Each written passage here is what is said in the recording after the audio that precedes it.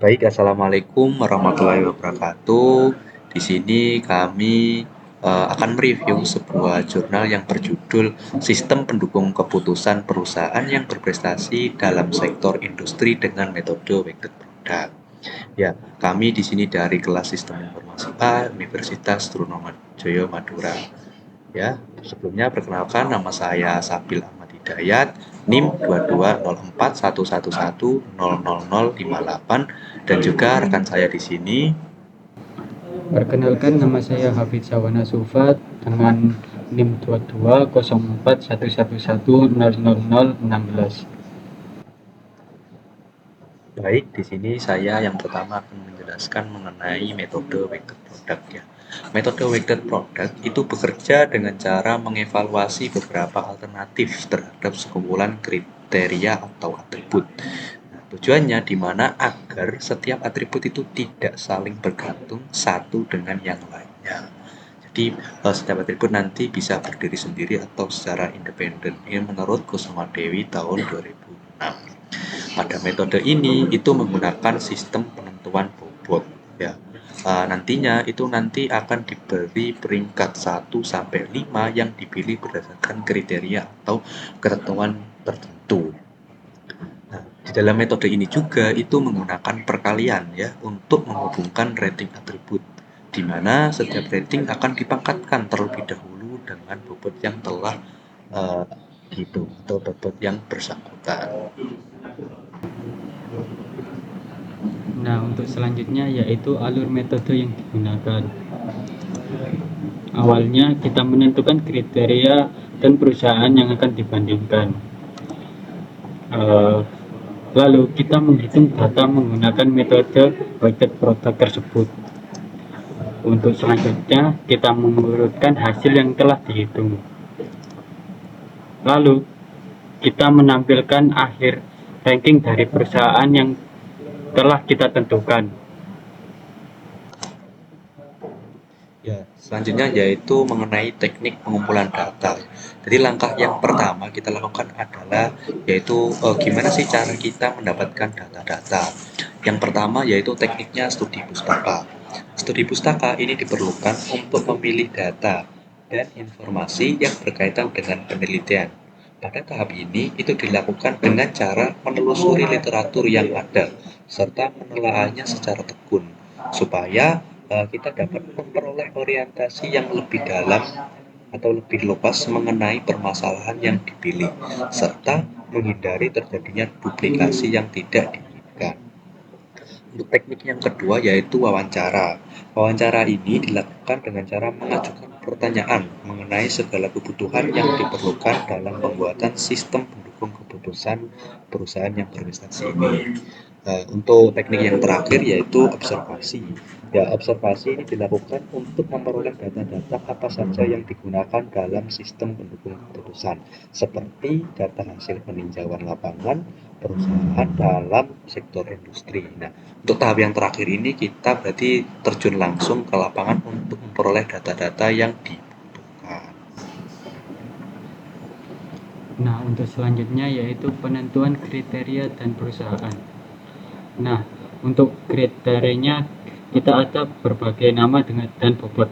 Untuk yang pertama penamaan modal dengan bobot 5. Untuk yang kedua LKPM dengan bobot 4. Untuk yang ketiga jumlah tenaga kerja dengan bobot 3.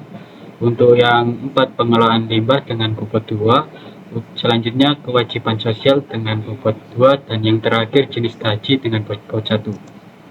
Nah, untuk perusahaan sendiri kita ada PT Pampas Indonesia, Tirta Purbalingga Adijaya, Indolakto, Icitan Indonesia, Longfin Indonesia, Dongjaya Minggu, Bio Sarana Indonesia, Kino Indonesia Tbk, Amerta Indah Otsuka, Prometa Harjo Farmasi Industri. Nah, tahap yang selanjutnya yaitu menghitung data yang sudah diperoleh. Nah, yang pertama yaitu kita harus melakukan perbaikan bobot terlebih dahulu. Nah, dari tadi terdapat 6 ya jenis kriteria dan punya bobot masing-masing. Itu kita perbaiki dulu. dengan cara ya bobotnya tersebut itu dibagi dengan jumlah total bobot yang tersedia. Misal di sini untuk W1 5 dibagi 17 hasilnya 0,2941. Untuk W2 sendiri juga sama caranya dan menghasilkan 0,2353 terus sampai kriteria yang terakhir yaitu W6. Setelah melakukan perbaikan bobot, di sini kita menentukan nilai vektor SI. Terdapat 3 nilai SI yaitu S1, S2, S3.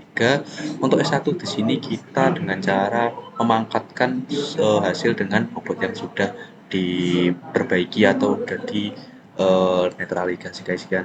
Nah, di sini terdapat kayak contohnya 3 dipangkatkan 0,2941 dikali 5 pangkat 0,2353 dikali 4 pangkat 0,1765 dikali 2 0 pangkat 0,1176 dikali 4 pangkat 0,1176 dikali 5 pangkat 0,0588 dan menghasilkan 3,6174 untuk S1. Untuk S2 dan S3 itu memiliki cara yang sama dan menghasilkan untuk S2 sendiri menghasilkan 3,3136 dan S3 itu menghasilkan 3,4515.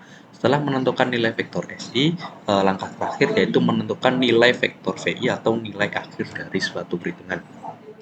Di sini untuk caranya yaitu hasil perhitungan dari vektor SI itu dibagi dengan jumlah total vektor SI. Seperti yang V1 itu 3,6174 dibagi totalnya. Totalnya di sini adalah 137,0733 menghasilkan 0,0264. Untuk V2 dan V3 itu caranya sama. Untuk V2 sendiri menghasilkan 0,0242 dan untuk V3 menghasilkan 0,0252. Untuk selanjutnya yaitu hasil data dan ranking. Setelah penghitungan vektor FI, maka akan menghasilkan grafik nilai dengan gambar berikut. Nah, untuk grafik nilai tersebut menghasilkan ranking perusahaan. Untuk yang pertama yaitu PT Pampas Indonesia, yang kedua Dongjaya Minggu, yang ketiga Tirta Purbalingga Adijaya, yang keempat Biosarana Indonesia, yang kelima Indolabdo, yang keenam Kino Indonesia Tbk, yang ketujuh Icitan Indonesia, yang kedelapan Amerta Indah Utsuka, yang kesembilan Longvi Indonesia, dan yang terakhir Promet Raharjo Farmasi Industri. Nah, berusahalah sekuat tenaga, tidak perlu sungkan untuk menjadi egois. Nah, sekian dari kelompok kami. Wassalamualaikum warahmatullahi wabarakatuh.